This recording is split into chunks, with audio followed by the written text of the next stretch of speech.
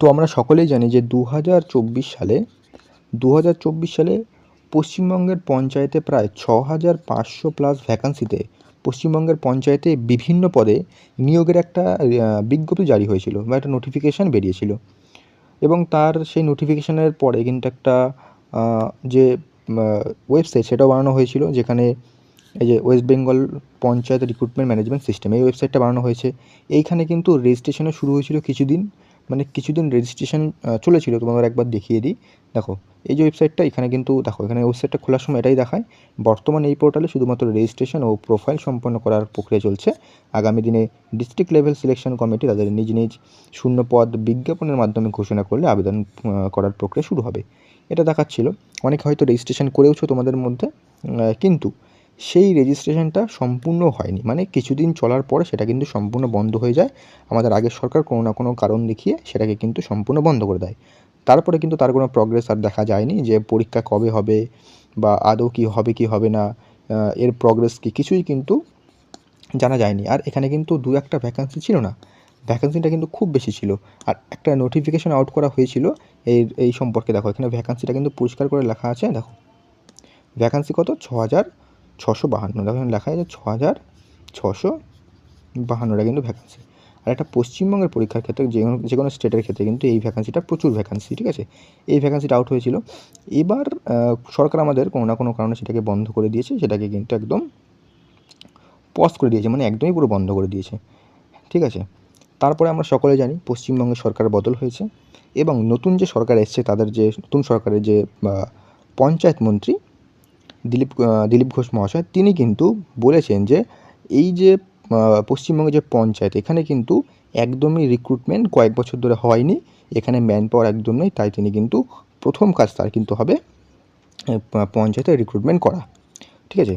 তো তিনি আজকে আমি শুনলাম একটা খবরের সংবাদ মাধ্যমে তিনি বলছিলেন যে তিনি প্রথমে যে 6500+ ভ্যাকেন্সিটা রয়েছে, আমরা দেখলাম যে 6652, এই ভ্যাকেন্সিটা প্রথমে কিন্তু ক্লিয়ার করবেন।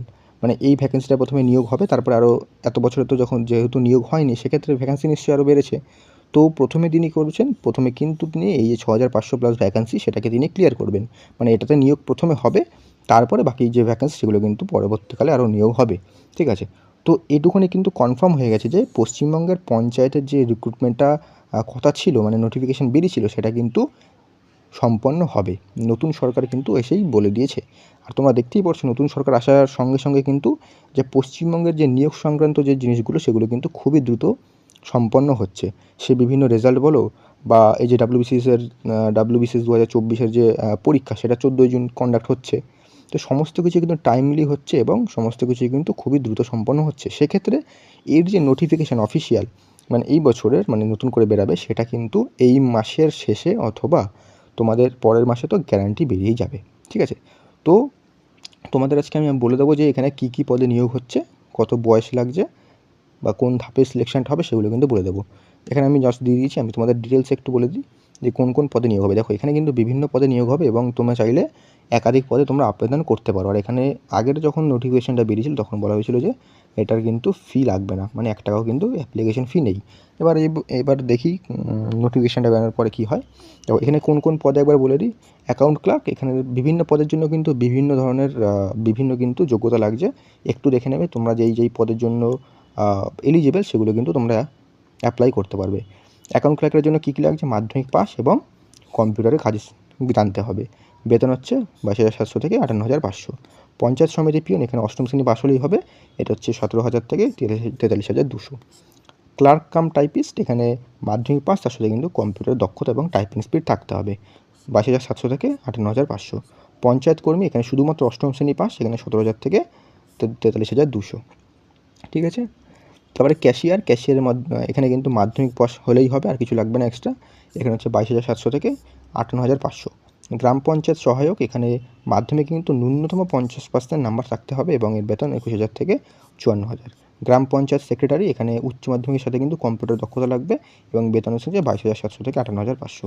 ডেটা এন্ট্রি অপারেটর, এখানে মাধ্যমিক পাস এবং তার সাথে কম্পিউটার কাজ জানতে হবে এবং টাইপিং জানতে হবে, মানে টাইপিং স্পিড লাগবে, 22,700 থেকে 58,500। লোয়ার ডিভিশন ক্লার্ক এলডিসি, এখানে হচ্ছে মাধ্যমিক পাস এবং টাইপিং লাগবে এবং 22,700 থেকে 58,500। তারপরে নির্মাণ সহায়ক, এখানে কিন্তু সিভিল ইঞ্জিনিয়ারিং ডিগ্রি লাগবে এবং এখানে হচ্ছে 35,800 থেকে 92,100। এক্সিকিউটিভ অ্যাসিস্ট্যান্ট এখানে স্নাতক পাস হওয়ার পাশাপাশি কিন্তু কম্পিউটার ডিপ্লোমা থাকা প্রয়োজন এবং এর বেতন হচ্ছে 28,900 থেকে 74,500। পঞ্চায়েত সমিতি অ্যাকাউন্ট ক্লার্ক এখানে কমার্স বিভাগের স্নাতক এবং কম্পিউটার ডিপ্লোমা থাকবে, মানে লাগবে, এখানে 24,700 থেকে 63,900। স্টেনোগ্রাফার গ্র্যাজুয়েশন বা স্নাতক পাশের সাথে কম্পিউটার ডিপ্লোমা থাকতে হবে, 28,900 থেকে 74,500। গ্রুপ ডি এখানে অষ্টম শ্রেণী পাশ হলেই হবে এবং 17,000 থেকে 43,200। ঠিক আছে, তো এই ছিল তোমাদের মোটামুটি যে পোস্টগুলো রয়েছে তার একটা ডিটেলস, কি কোনটার কী যোগ্যতা লাগবে। দেখে যখন অফিসিয়াল নোটিফিকেশানটা আবার আউট হবে, ঠিক আছে, আমি তখন আবার ডিটেলস আলোচনা করে দেবো, কোনো সমস্যা নেই। যদিও তোমরা এই ডিটেলসগুলো দেখে নাও যে কোন কোন জিনিস, কোন কোন পদে কোন কোন যোগ্যতা লাগছে, তোমরা সেই অনুযায়ী কিন্তু অ্যাপ্লাই করতে পারবে। ঠিক আছে, এবার হচ্ছে নিয়োগ প্রক্রিয়া, মানে নিয়োগ প্রক্রিয়াটা কী, প্রসেসটা কী।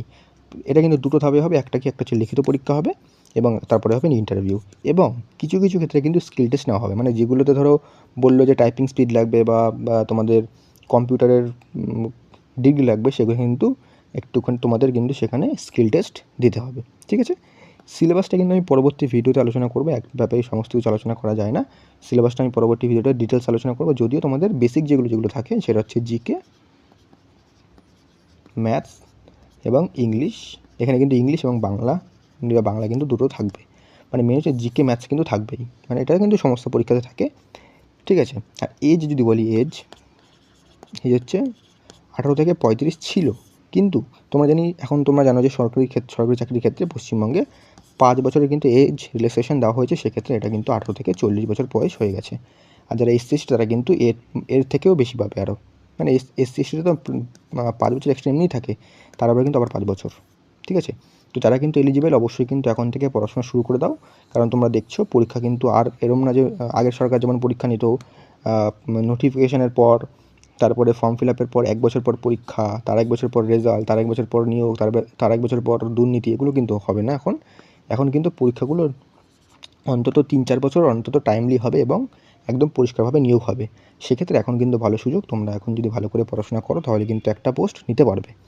পঞ্চায়েতের অনেকে অনেক সময় বলছিল যে পঞ্চায়েতে নিয়োগ কবে হবে। নিয়োগ কিন্তু হচ্ছে একদম 100%। এটা কিন্তু নোটিফিকেশান খুবই তাড়াতাড়ি আসবে। আমি যেটা বললাম এই মাসের হয়তো শেষের দিকে অথবা পরের মাসের তো আসবে। তো সেই অনুযায়ী কিন্তু অনেকে আছে যে নোটিফিকেশানটা আউট হোক তারপরে পড়াশোনা শুরু করবো, সেটা কিন্তু নয়, এখন থেকে শুরু করো, না হলে কিন্তু পিছিয়ে যাবে।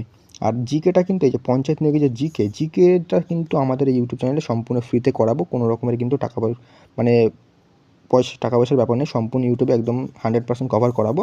তোমরা কিন্তু অবশ্যই চ্যানেলটার সাথে জুড়ে থেকো, তাহলে কিন্তু জিকেটা একদম শুরু করে দেবো। আমরা জিকেটা ভাবছি সোমবার থেকে, ঠিক আছে, মন্ডে থেকে সোমবার থেকে কিন্তু স্টার্ট করে দেবো জিকেটা, কারণ যত তাড়াতাড়ি শুরু করবো তত তাড়াতাড়ি কিন্তু শেষও করতে পারবো, তারপরে রিভিশন করবো, আরও কিছু করবো, তাহলে কিন্তু আমাদেরই সুবিধা হবে। ঠিক আছে, তো সোমবার থেকে আমাদের পঞ্চায়েতের জিকে ক্লাস শুরু হচ্ছে, আর তোমরা কিন্তু অবশ্যই এখন থেকে পড়াশোনা শুরু করে দাও, কারণ পঞ্চায়েতটা এখন বেরোচ্ছে, তারপরে কিন্তু আবার ক্লার্কশিপ রয়েছে, মিসলেনিয়াস তো হচ্ছেই, ক্লার্কশিপ যারা আবার ডাব্লিউবিপি কেপি পরীক্ষা দেবে, ডাব্লিউবিপি কেপি, এখানে কিন্তু প্রচুর ভ্যাকেন্সি আসছে পুজোর আগে, প্রায় কিন্তু 50,000 প্লাস কিন্তু ডাব্লিউবিপি কেপিতে ভ্যাকেন্সি আছে। সেক্ষেত্রে তোমরা কিন্তু এখন থেকে পড়াশোনা শুরু করে দাও। আমি কিন্তু ডাব্লিউবিপি কেপির জন্য একটা কিছু ভাবছি, সেটাকে তোমাদের বলবো, কাজ চলছে। আর যারা মিসলেনিয়াস পরীক্ষা দিচ্ছ তোমাদের জন্য আমি অলরেডি জিকে ক্লাস কিন্তু অনেক নিয়ে এসেছি, তোমরা জিকে ক্লাসগুলো দেখে আসো, তার লিঙ্ক ডেসক্রিপশনে পেয়ে যাবে। ঠিক আছে, তো এতটাই রাখলাম, আর তোমরা অবশ্যই শুরু করো, আর যখন অফিসিয়াল নোটিফিকেশান আউট হবে তখন কিন্তু আমি সম্পূর্ণ আরও ডিটেলস আলোচনা করে দেবো। আর যেটা বলছিলাম যে সিলেবাসটা আর কোশ্চেন প্যাটার্নটা কিন্তু পরবর্তী ক্লাসে